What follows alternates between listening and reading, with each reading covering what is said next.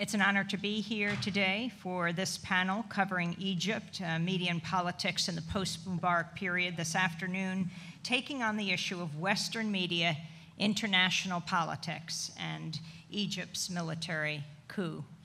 I'm sorry my colleague Sharif Abdel-Quddus couldn't join us. I was just speaking to him before I took the subway up. Sharif is a great journalist, usually broadcasting from Cairo on Democracy Now!, but is currently in Tripoli, covering what is happening there. We have a distinguished panel. We're going to begin. I'll just introduce folks as they speak. We're going to begin with Dalia Fahmy, Assistant Professor of Political Science at Long Island University. Professor Fahmy received her BA from NYU in Politics and Middle East Studies with a minor in Peace and Global Policy Studies. She is writing a book on Islamists in power, and we'll talk about the issue of covering Egypt and the Western media, what it gets and what it gets wrong. All right, thank you. A lot of what I'm going to say has already been said today, but I'm going to put in a greater context of U.S.-Egyptian relations. Since the removal of the first democratically elected president in Egypt, Mohamed Morsi, much of the discourse on the interim government and the handling of the transition of authority has centered around the damage done to democracy. However, what's happening in Egypt today is far deeper and much more dangerous than that, and we can't really call it a democratic transition. Redefining authoritarianism by both institutionalizing the deep state and in many ways crystallizing military rule.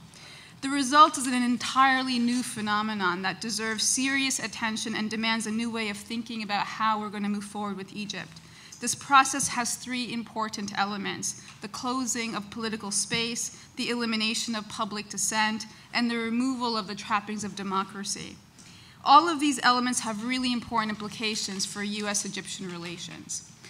If we look at the Egyptian Constitution, Article 74, that prohibits the formation of political parties on religious basis, this is a clause that has historically been used and is going to continue to be used to eliminate the Muslim Brotherhood from being an opposition party, as well as declaring them a terrorist organization, which I'm going to come to later on in my discussion. The Constitution will also further marginalize the leftist and secular groups that the deep state is seeing as increasingly threatening their current political status quo by charging them with espionage and defamation of the state. This was a tactic that was unfurled on the April 6th movement and the Liberal Constitution Party, undercutting any chance for real political contestation on either sides of the ideological spectrum and political pluralism in the future.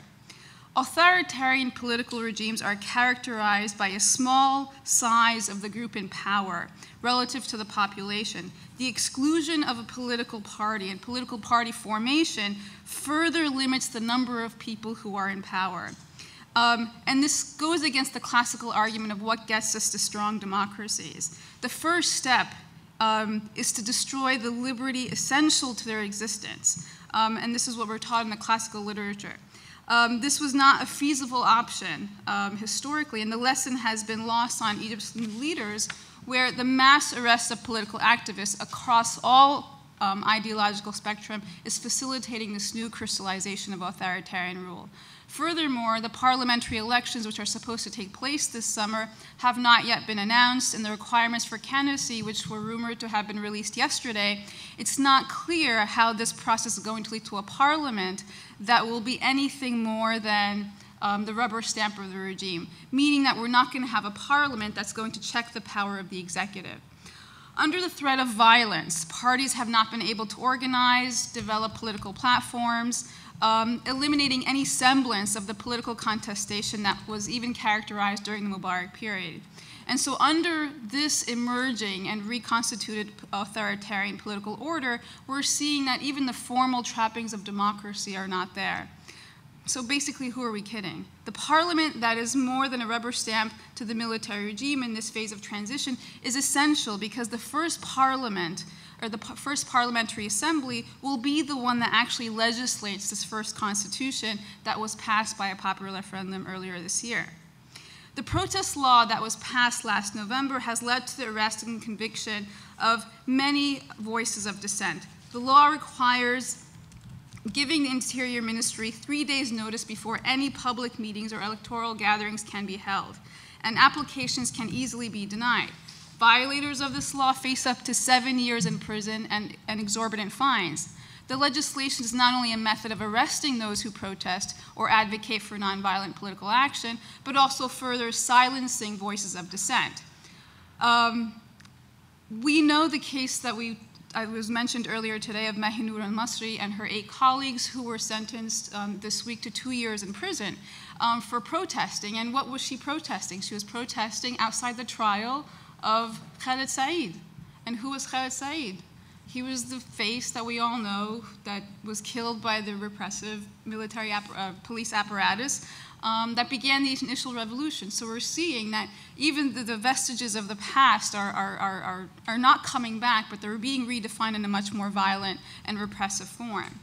And so while the international focus has been on more recent convictions of Ali Abdel Fattah and Ahmed Maher, we almost have to apologize and ignore the fact that thousands of Islamists have been detained since the removal of President Mohamed Morsi, and last August, violent removal of the sit-ins of Rabaa and Nahda Square that resulted in over 1,400 deaths. We don't give them that much attention.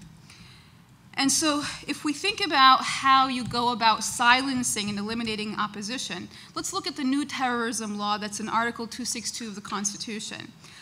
There's a really expansive definition of terrorism. And even here in the United States, we don't have a clear definition of terrorism. Both the FBI, the CIA, and the Defense Department have different definitions of terrorism. The terror laws are not only meant to fight terror, but it's really to silence opposition. What can get you convicted on a terrorism law? Holding any leadership, especially advanced, higher leadership in the Muslim Brotherhood. A terrorism case can be brought against you if you, any peaceful activist, because you could be perceived as harming national unity. This is the language. Hindering the work of educational institutions, damaging national resources, criminalizing strikes and peaceful demonstrations. In schools and in other public institutions. And so the language is so sweeping that anyone basically doing anything that is perceived of harming national unity, which is not clearly defined, can be arrested, detained, and under this new terrorism law that's in the Constitution. The fact that it's so clear is that it's not really against, it's not really ensuring security, but it's really ultimately silencing voices of dissent. The state is also seeking to control religion in the public sphere by tightening control on mosques, purging preachers in an attempt to control the message from the pulpit. As a result, the Religious Endowments Ministry has issued strict guidelines on sermons. Anyone who strays from the sermon, especially on Friday, risks being removed from his post. Since last summer, 12,000 preachers have been barred from delivering sermons. There hasn't been a parliament since right before Morsi came into power. And what this means is that all of the laws that have been passed by presidential fiat, right? And so we're seeing how supreme the executive is here. When the military ousted President Morsi in July, it stated that parliamentary elections were supposed to take place before presidential ones. But in December, the order was reversed, essentially concentrating power in the hands of the man who would become president, allowing him to set the requirements for the parliamentary elections. It then came as no surprise to any of us that when Abdel Fattah El-Sisi, Commander-in-Chief of the Armed Forces and Minister of Defense, received permission to run for president, to again, answer the call of the people. Now, he does have much support. The institution of the military, the security apparatus, the deep state, and Egyptians who want stability and see him and the army in general as symbols of stability. Before, we had emergency rule under Mubarak that would lead to these mass arrests. We no longer have emergency rule, but we have laws that make all of this behavior permanent. And so what I'm arguing is that we don't have Mubarak light, or we return to Mubarak, we have something much greater, much deeper, a redefinition of authoritarianism in Egypt. So then what are elections? When true contestation is absent, will the coming elections represent the interests of the people? Will they be free and fair when the steps taken are so far moving away Egypt from political inclusion and more towards repression? Egypt's legal framework remains authoritarian in nature as well, and while the judiciary might be perceived of as having a level of independence, laws that govern political and social life are reifying the authoritarian state by undermining accountability. When the state of emergency can both be lifted and then reinstated, and draconian protest laws can be issued, and limits on the formation of political parties can be constitutional, and education and religion can be regulated by the state, and the legal establishment can protect all of this, then the seeming independence of the judiciary is put into question. This can be fatal to democratic mechanisms that ultimately lead to good governance. Ultimately, the Egyptian state institutions have very little accountability, and there's no mechanism then for the enforcement of rights, and thus rights will remain unprotected. Under this new constitutionally protected regime, the balance of power is absent, and because it's absent, it can be tipped in favor of the supreme executive. When we think about post-conflict situations or the emergence of new orders, it's the Constitution that becomes a site of where reconciliation is supposed to take place. This is where inclusion is supposed to be guaranteed. However, in the case of Egypt, the Constitution fails to guarantee the institutional protections of democracy.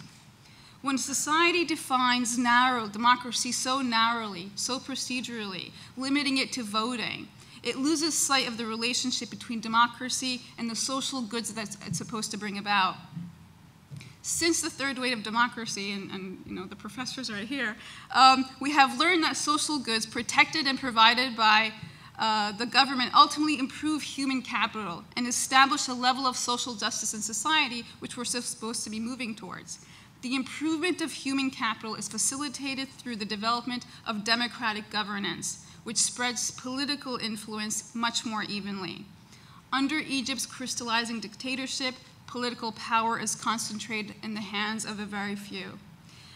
A constitutionally secured military dictatorship is well on its way of becoming institutionalized. The current regime in Egypt, which is setting the stage for a Sisi presidency, a rubber-stamp legislative assembly, and the perpetual state violence against voices of dissent, is redefining authoritarian control that is much more closely tied to the military and the deep state than it ever has been.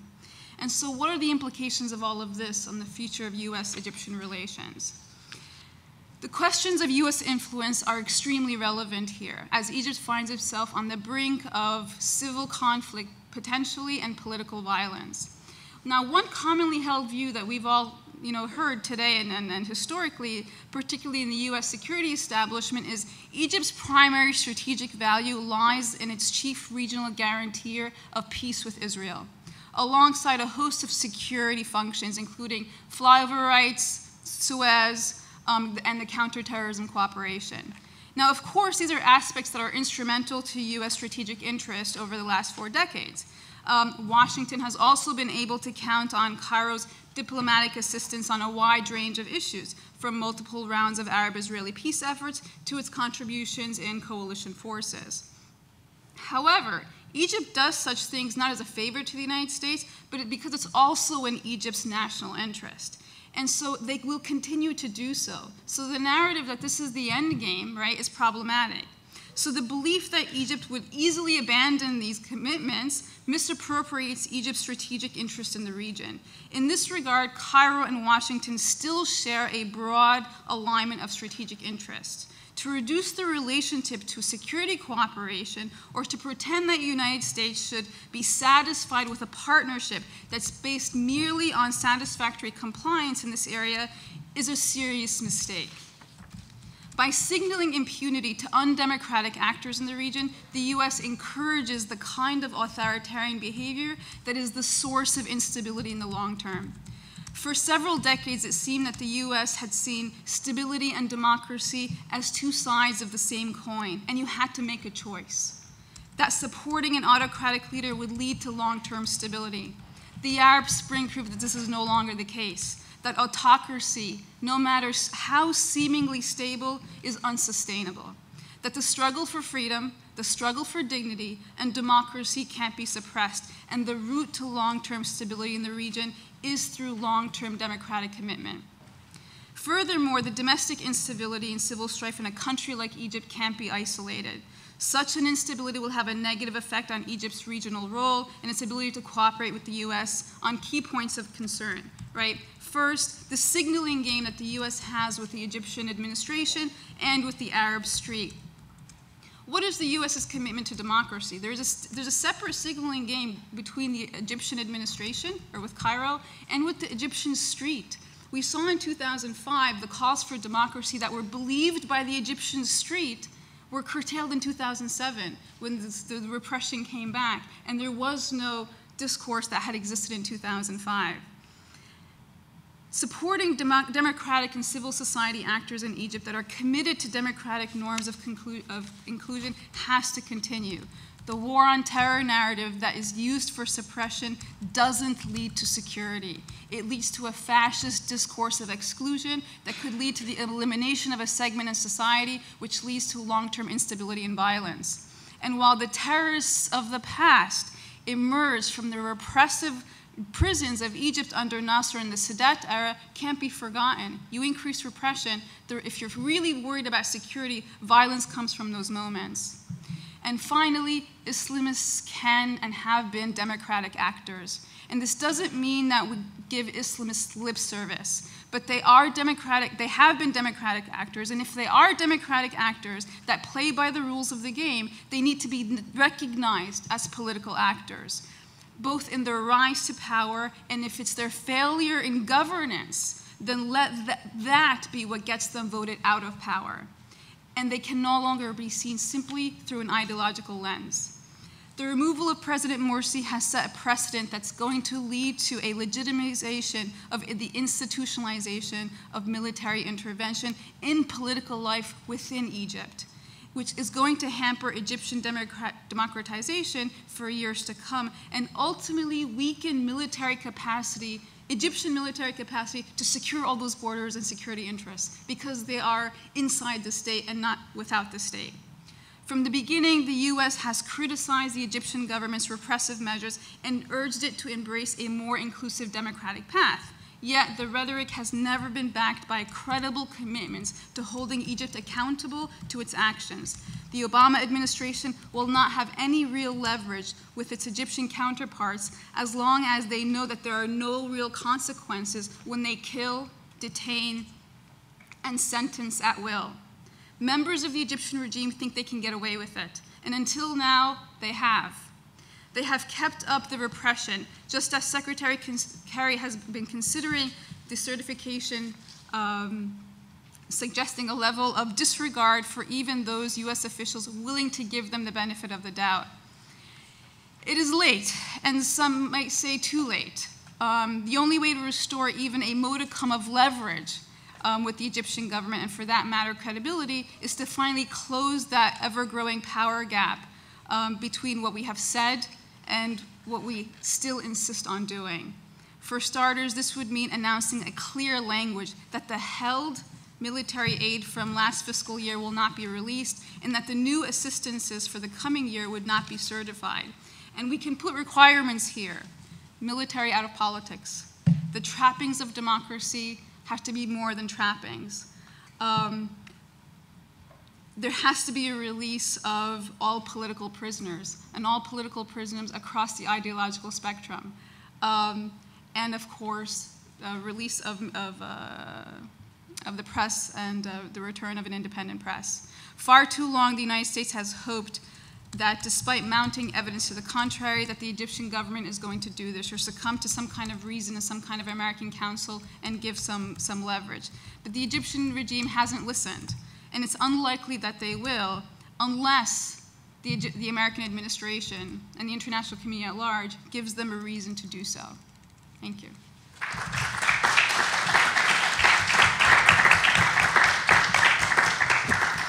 Thank you, Professor Dalia Fahmy. Longtime reporter, correspondent, editor with The Guardian for some 30 years.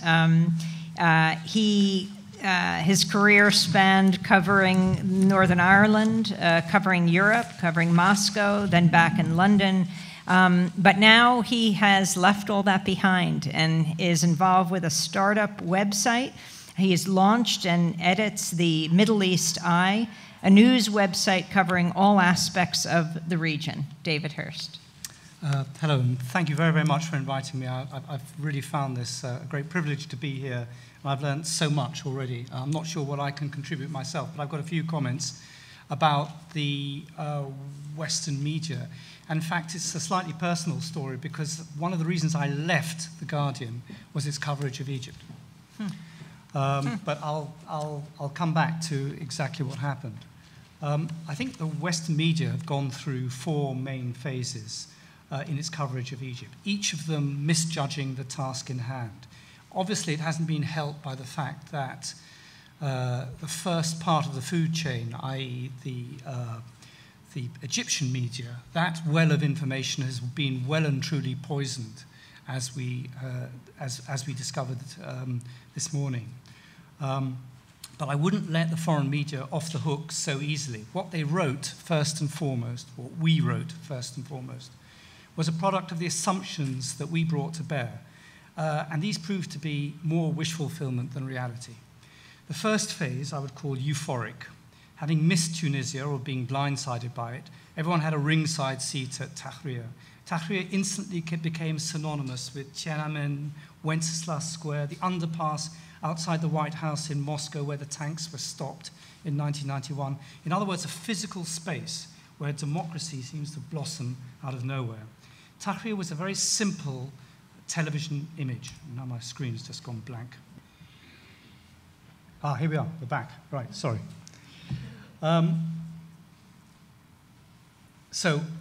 Tahrir was a simple television image, millions of civilians demanding basic rights from an unseen regime that refused to give them. But when Omar Suleiman announced Mubarak's departure, he was in civilian clothes. When Sisi announced the coup on July the 3rd, he was in military uniform, and there's a big difference between the two. The military in Tahrir were not in shot.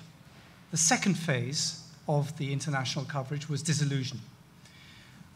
More important, as you know, than freely held elections or democracy promotion is the expectation that the right side wins. In Egypt, it did not. The guys who were media savvy, young, spoke flawless American English, lost. And the guys who couldn't speak English that well, won. As a coalition of forces in Tahrir fractured, the Western media took the liberal secular side. They didn't ask themselves complicated questions, why the Brotherhood kept on winning elections. They referred instead to the slender majority. They didn't ask themselves why coalitions couldn't be formed, or indeed that coalitions had been offered. No one knew that Hamdi Sabaki had been offered the vice president's role. They were unconcerned that only 7 of the cabinet members came from the Brotherhood. The Western media bought the narrative of the equanization of the state, hook, line, and sinker. I don't absolve the Brotherhood in this. Morsi, whom I met, was a horrible communicator, and his staff kept on supplying reasons why they couldn't tell the truth that they knew about the political sabotage that was going on. And I think, you know, if I was a PhD student here, that would be my title.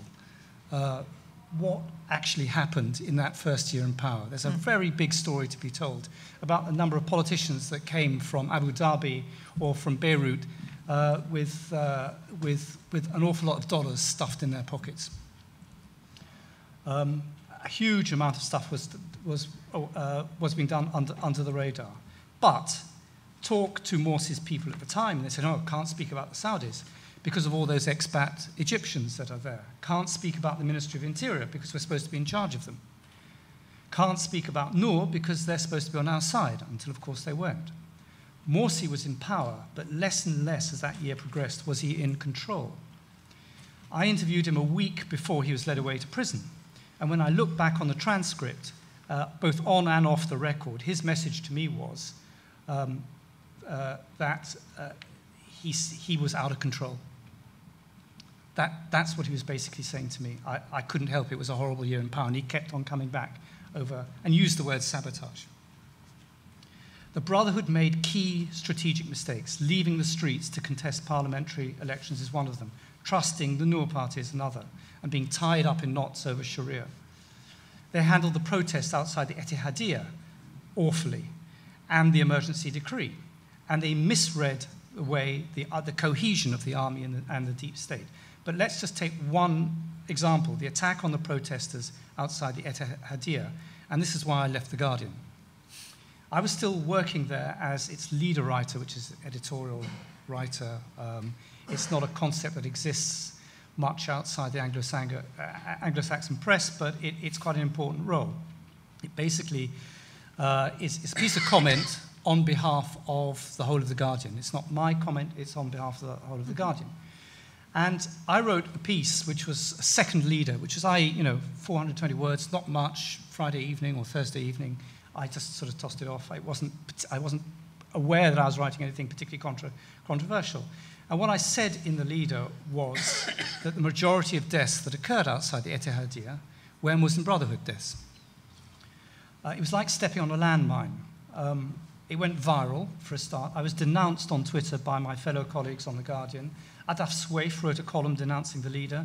There's a major investigation as to how I could get it all wrong. The rules of how a leader writer confers with a correspondent were rewritten, all based on the assumption that what happened at the Ittihadiyya was like the Battle of the Camels in reverse, that the Brotherhood had charged in on a peaceful demonstration and shot them all up, then dragged them away and tortured them. And that was what I was supposed to write. So I went back to check the names of the dead against the names supplied by the Ministry of Interior. I then asked our correspondent in Cairo to publish them, and he never did. And now I look at Morsi's trial, who is accused of killing demonstrators, exactly the same incident, outside his presidential palace. He's accused of 2 deaths. In other words, even Sisi's prosecutors acknowledge today that 8 out of those 11 were Brotherhood. And still The Guardian hasn't written the truth. But I look back on all the mistakes through today's lens, and this is what I was referring to in my question to Human Rights Watch, the fumbling attempts to rein, Morsi's fumbling attempts to rein in the media, the emergency decree itself, which only lasted 1 week. You compare that now to a year's worth of presidential decrees by Mansour, the acting president, with total immunity from prosecution. And the real spotlight now is shone on the good faith and reliability of the so-called liberal and secular opposition. The fundamental question in my mind is not whether the Brotherhood could hack and understand majoritarian politics. It's whether there was anyone there to negotiate with. The Brotherhood were a fundamentally reformist movement in a situation that required and still requires revolutionary change. The Brotherhood had just bought this IKEA flatback kit called Democracy. They unpacked the box. They were looking at the instructions. Part A has to go into Part B. First you have to have elections, then you have to have a constitution. Use this screwdriver here. And they were faced with a political opposition that just kicked anything they constructed to bits. They were about destruction, not construction. In these circumstances, power for the Brotherhood was a poison chalice. The Western media, and I would include in that Human Rights Watch, did not get this. They collectively played into the hands of the deep state. The deep state played a complete blinder. Sisi himself was a key actor. When Khairat Shatta and Beltagi's mobile phones rang in Tahrir Square, it was a very helpful guy called Sisi who was on the other end of the line. He put himself in a position as go-between between the Brotherhood and the other parts of the revolution. When Morsi sacked Tantawi, a Morsi aide told me that Sisi's hands shook with fear. And the avuncular Morsi had to say, Kipling-wise, be a man, my son. If nothing else, Sisi should be a member of the Royal Shakespeare Company. None of the subterfuge involved in Morsi's year in power came out in the Western media. It simply swallowed the narrative that the Brotherhood could not hack democratic politics. And so to the third stage of Western media coverage, indecision. Was June the 30th to July the 3rd a popular revolution or a coup? Again, I got into a huge amount of trouble by saying it was a military coup, right from the word go. And everyone said, David, really? Millions of people there? Is that a coup? Sisi is not daft. He played the numbers game, and the West bought the numbers game, and he still will play the numbers game. This isn't over, and I think what we're going to have in a few days' time is the story that millions and millions of Egyptians voted for Sisi. What he wants is not, from this election, is not Apache helicopters, he's not particularly concerned about the millions he gets from the Pentagon. What he craves and wants is international legitimacy. And it is precisely that he's just about to get, even by default. It's nothing less than a scandal that the EU is monitoring this election. The African Union is in a better position, primarily because it expelled Egypt right from the get-go. It is sending election monitors, but it's doing so from an entirely different perspective. And the African Union Court, or one of them, has the ability to start a process that could end up in sanctions as a result of the mass trial in Minya, which, by the way, was actually even worse than I talked to someone who was there. It was even worse than it's been described this morning. They didn't even read out the names of the accused. It's unbelievable. But the accused weren't even identified legally. It was just a mass trial. Sisi knows how he came to power, and it worked. But I urge you again to compare now with then. Look at the figures that Tony Blair was quoting for the crowds in June the 30th. Look at the press that Tamarod got, and they were accepted as legitimate actors. Compare that now to what people like Moheb Dos, one of the movement's 5 founders, is saying.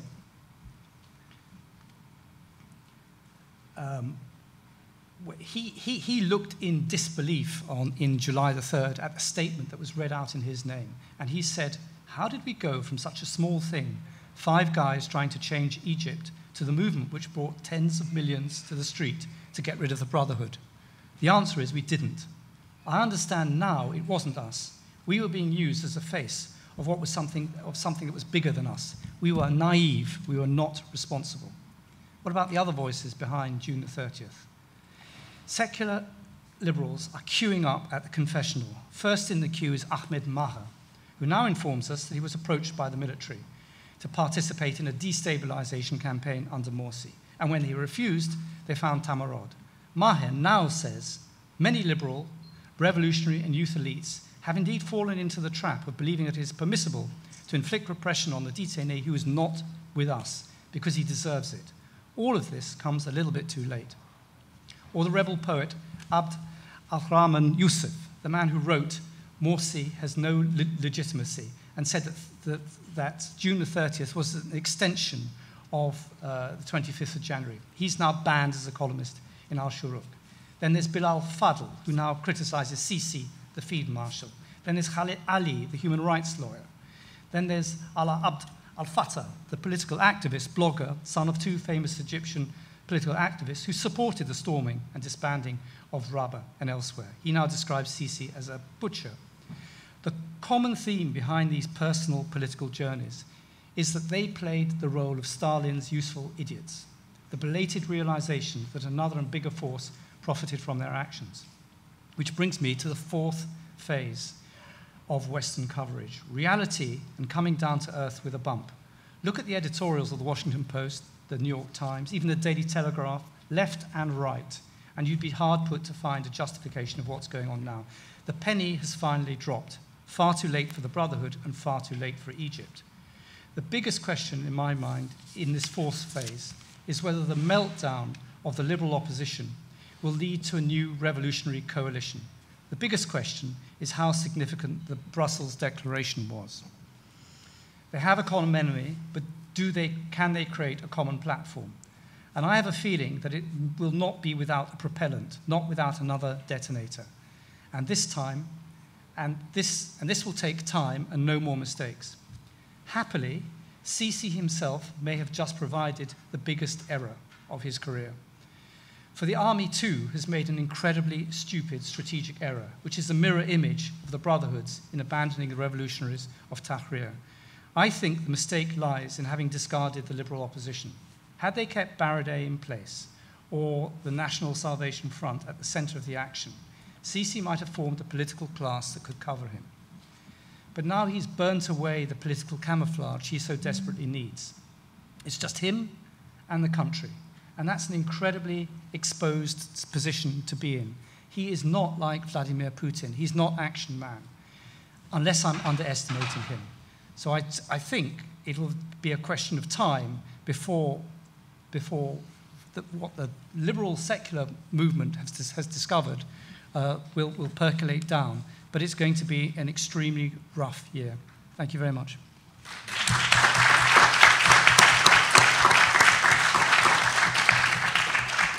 Thank you, David Hearst. MiddleEastEye.net is the new website that he has launched. Finally, Professor Alfred Stepan, Wallace Sayre Professor of Government here at Columbia University, Director of the Center for Democracy, Toleration, and Religion.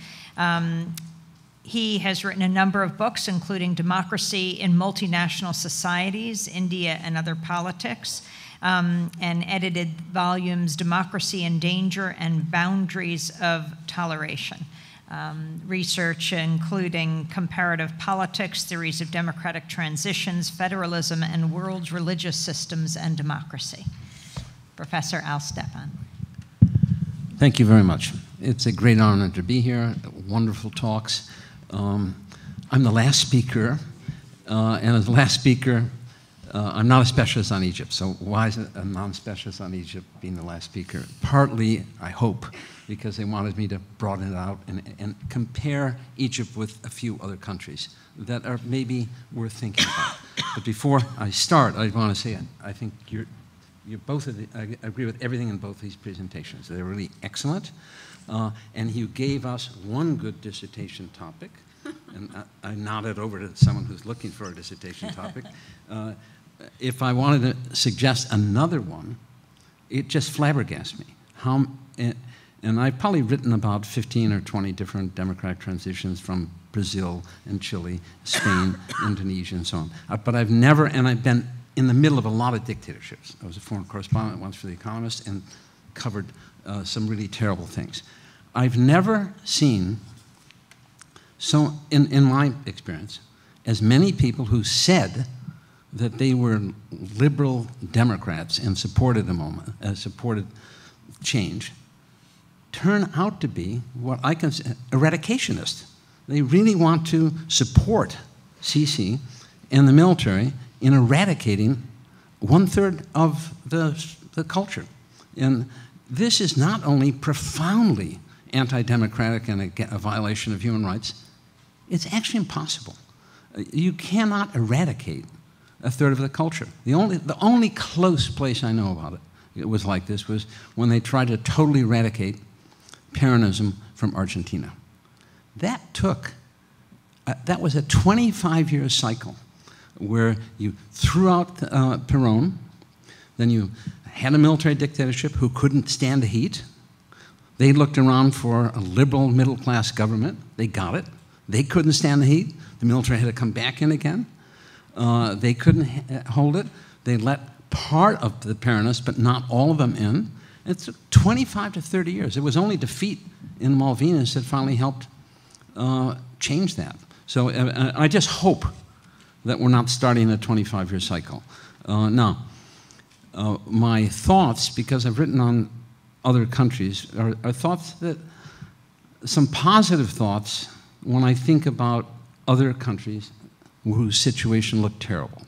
So this is assuming that there will come a moment when the military can't handle the heat. And there's some type of transition. Now, you don't want, so in order that the transition is not lost, the opportunity for it, because it's only an opportunity. But let me just mention a few things from other countries that I've looked at that I think are of some interest. One is that in Indonesia, Suharto ruled from 1965 to 1998. Okay?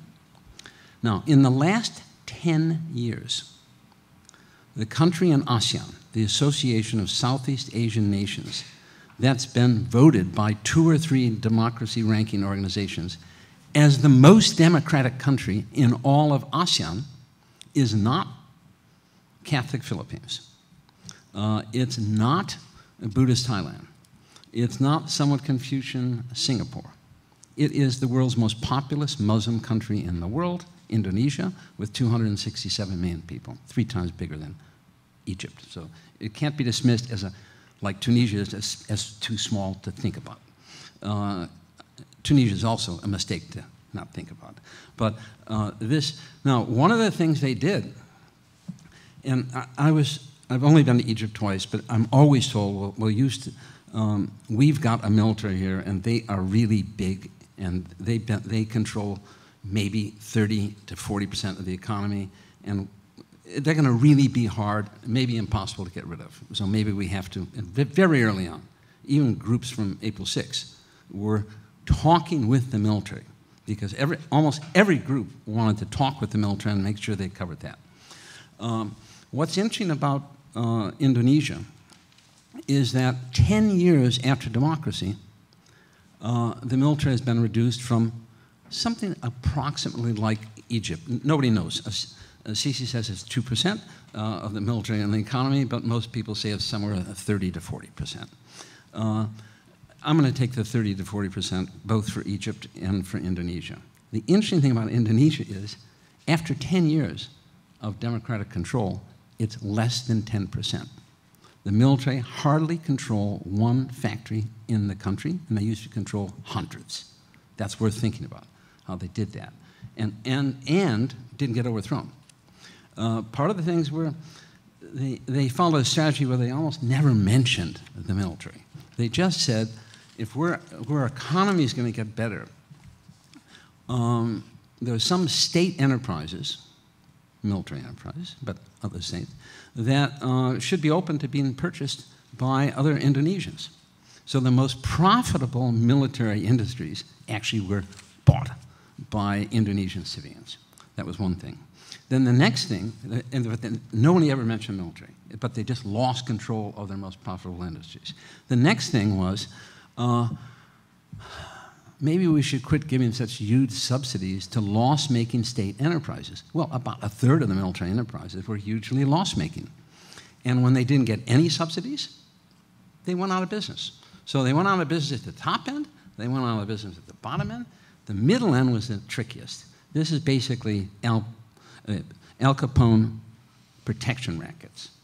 And this was local regional commanders, not him, but then his number 2 or 3, going to some factory, some mining place that maybe built a huge new railroad to get, and saying, gee, that's a great new railroad you built in our area, but gee, aren't you a little worried that some terrorists may come and blow up the tracks? Don't you need a little protection?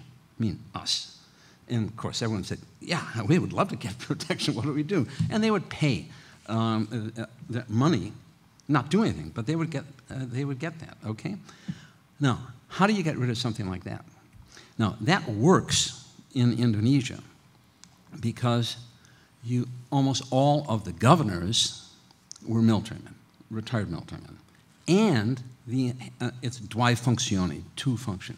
Most of the military, your regional military commanders were friends with the regional governor. And therefore, the regional governor wasn't going to say anything. No one would go to the regional governor, who's a military man, to complain against this Al Capone type of protection racket that the military are doing. So once again, without making any big thing about the military, people said, you know what, we're a really huge country, and we ought to have direct elections for governors, okay? Which they'd never had before. Now, having direct election, the campaigns were really interesting. They had convertibles, they had parades, they had singing, they had big speeches. Well, it turns out that 68-year-old retired generals weren't so good at that game. They hardly won any governorship. So all of a sudden, all the governors are civilians and politicians, and who want to keep their position. And then they had the biggest decentralization of money from the center to the regions, possibly in the World Bank says possibly in world history. That meant these new governors had money and the mayors had money. Now, what that meant was you had broken up the old power relationship of domination by the military, which was based on the collusion between the regional commander and the governor. So now if somebody if you had to try a protection racket, someone would go straight to the governor and say, what the hell is this? You know I just built this thing, you know I'm employing that, and these guys are coming to them. So that went down. I mean, I'm not saying it's perfect, but I'm saying there have been a lot of changes, and I just want to say that, well, we're also lucky, not only that experience exists, but that a brilliant young German, Markus Michner, wrote a book about this experience, that The Economist said any other place who have a lot of military should read this book. I managed to talk him into writing an article in a book I edited, and he had a good title of it, The Military, Veto Player No More, ? And his answer was, they're no longer a veto player. He argued that they didn't block one major policy in the last 10 years in Indonesia. So that's worth thinking about. I think it'd be worth thinking about Spain. Franco, that horrible civil war, came in 1937. He doesn't die until 1975. That's a military government, all that period. I don't think they had as much control of the economy, but they had the control of so much else, okay? It's radically changed now, radically changed. And we're very lucky in my judgment, by far the best civilian Minister of Defense of any country, of any new democracy, is Narcís Serra. And he actually wrote a book about how he did it. So it's called Democratizing the Military. And it's at Cambridge University Press. And and when we started chatting, Emad said, maybe our next conference ought to be civil-military relations developed by the military. And I said, gee, would you like to have Narcís Serra here? And would you like to have Markus Michner? And he said, great. So maybe you'll meet them, and you won't have to listen to Stepan talking about them, but you can really hear them. But this is something civilians have to think more about the military. They don't like to think about it. I remember when I wrote a book when the Abertura, democratization was starting in Brazil. It was 8 years into it, and I wrote an article where I said that, gee, I think there are about 50 really good articles on civil society, which was the celebrity of the Brazilian transition. There are only about 10 good articles on political society, those parties, constitutions, electoral systems, federalism or not. But I didn't find, and I said this, and I've never been challenged, I could not find one article in Brazil about democratic control of the coercive apparatus. Now, how do Democrats control the army, the intelligence system, and the police? And if you don't think about this, your democracy isn't going to work. But it's almost like I'm telling people that, accusing them of being pedophiles or something, if I'm saying you really ought to pay attention to the question of the democratic control of the coercive apparatus. And I say it like that, so that it's shocking, but you have to. If you don't control your own coercive apparatus, who is? You can't be a democracy. Okay. How am I doing on? Okay. 5 more minutes. What? 5 more minutes. 5 more minutes, okay. Let me shift to this. When Emad said, let's do civil-military relations, I thought that was brilliant because it's just not the military. Because everything we've been hearing today, this Brummerian abdication of power by civilians to the military, you don't get the military are strengthened by this relationship with part of society. It's not all of society. I mean, the coalition of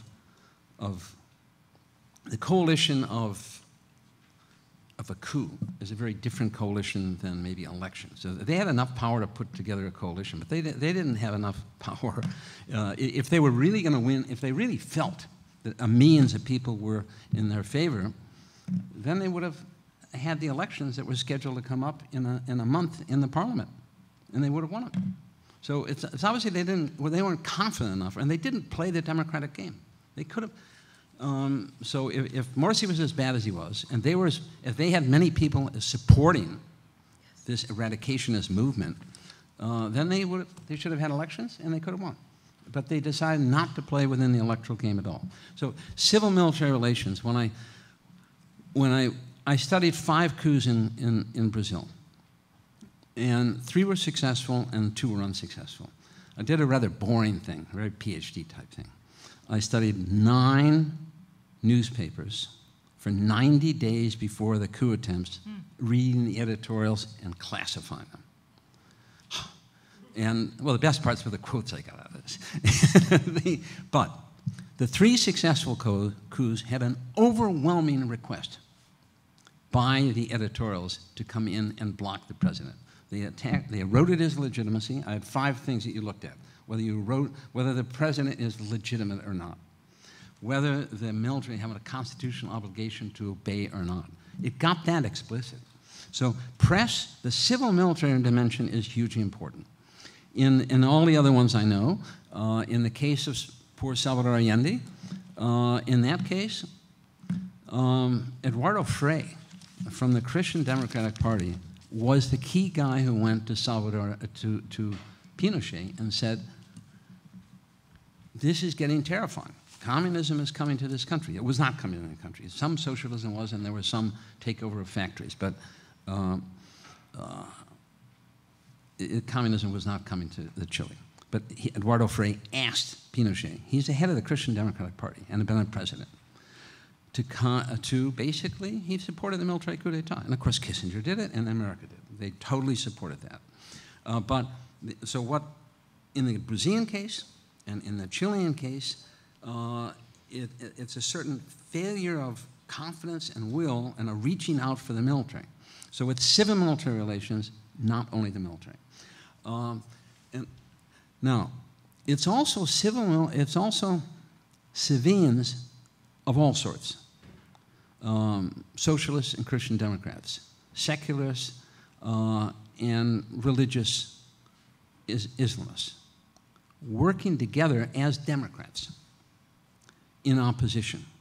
And the successful transitions that I've studied all have an amazing feature where people who really disliked each other intensely at one time began to address the question, is it possible that we dislike each other a little bit less than we both dislike Pinochet, or that we both dislike Franco, or that we both dislike Ben Ali, okay? Now what happened in all of these cases, in Tunisia, 8 years before Ben Ali was overthrown. Every year for the 8 years before that,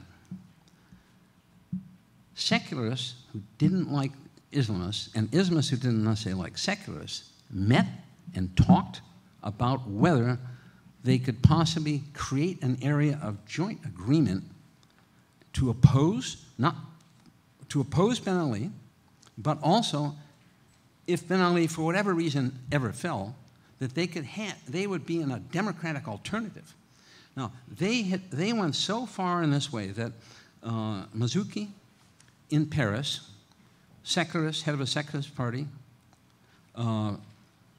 president of a human rights organization, made 24 trips to talk with Emad and Ghannouchi in London in the 8 years before this. As he told me sitting in the president's office, Ghannouchi confirmed it.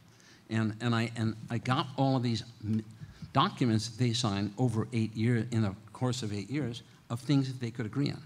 So one of the things that they agreed on in Tunisia was the secularists said, look, you got to quit this stuff about an Islamic State and the Sharia, and then others said, well, you got to quit this stuff about using this word for secularism, which in Arabic means anti-religious. If we're talking about democracy, and we want our people to get on board with democracy, let's get another word. So they actually agreed on civil state.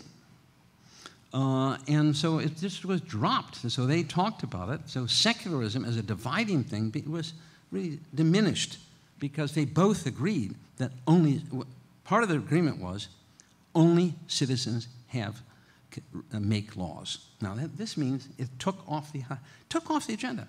Sharia, that God makes laws and religious people make laws. It's citizens make law. And that was absolutely agreed in these agreements. Now, when Ben Ali fell, there was a working constitutional group that had about 85 people. It wasn't not constitutional, but they agreed on having every other name on the listed for the campaign to be a woman. And then Nadia supported that. They agreed to have proportional representation instead of majoritarian, because they didn't want any majoritarianism. They agreed on 4 or 5 fundamental things. Then they had a vote on it. 93% of the people there agreed. They stood up, hugged each other. It took them 2 years to write the Constitution. There was a hell of a lot of more disagreements. But when that was finished, 90% of the people agreed. They stood up, hugged each other, and sang the national anthem. That's why Tunisia is going to be the first Arab democracy. I have no doubt about that. America doesn't give a damn about it because it's not important for Israel. It's not important for anything. So we just don't, and I've talked to the White House about this, and they were so focused on Egypt. Said, look, Egypt's the most important thing. And what's the most important thing for us in Egypt? Only 3 things. We have to maintain this is at the very beginning, maintain a good relationship with the only source of power, the army. So we're going to keep up our thing. Retain a good relationship and retain the good relationship between the United States, Israel, and Egypt. I don't think it's a good relationship, but you know, I wouldn't want to maintain it. I think it's a peace inhibiting relationship, and it should be transcended for everybody. I mean, it's good for the Palestinians, good for the Israelis, good for the Americans. But it's just a non-issue. They don't think about it. Okay. I'll just very quickly, I'll finish. In the Spanish case, a fascinating thing happened. There's a great book written about it, only in Spanish. But after the Civil War, which is brutal, a few people on the Republican side began to criticize themselves, saying, yeah, was it really that important that we go into the, of course we're atheists or agnostics, but should we have gone into the convents and stripped some of the nuns, and should we have kicked over some of the Jewish headstones? And was that necessary in the name of socialism? And the other people said, look, we assassinated an amazing amount of people. So was that necessary? So those people were a tiny minority in their own group. But as it went on, the most important type of self-criticism was actually criticism was political self-criticism of yourself. And the last 10 years before Franco dies, the only thing was, if we ever have another chance, how can we, who hated each other and killed each other and millions died, never let that happen again? So one of the great books about the Spanish transition is that it happened 5 years before Franco died, because you had all of this Tunisian type of conversations and agreements. In the Spanish case, in a Chilean case, despite Frey asking the military to come in, after a while, and this helped by the fact that the Germans have both a Christian Democratic Stiftung and a Socialist Stiftung, those two Western Europe, German foundations had a meeting where they invited the Chileans, but basically they invited the Chilean Christian Democrats and Socialists and said, hey, you know, do you guys want to talk with each other? Do you want to consider something? And they actually started. So basically, they had crafted a common policy of opposition towards Pinochet, because Pinochet had said he was going to one more election in 1988, and all he needed is only be one candidate, him, and he needed only a yes or a no. If he got a yes, he would go on. They decided to register people, compete against that, and try and win. They did. They defeated Pinochet. But then the much more important thing is they had a positive platform. They had talked with each other and agreed on how they would rule. And they ruled in a coalition for 20 years. It was one of the best Latin American governments. Now, I tell these stories because, in comparative terms, the country that I know a little bit about that's had the least amount of prior discussion between people who really disliked each other. In this case, secularists and Islamists, was in Egypt. And there were all sorts of losses for that. It meant that Nadia changed every year for 20 years and was a democratic party before the transition. In Indonesia, NU, 30 million members, consensually became a democratic party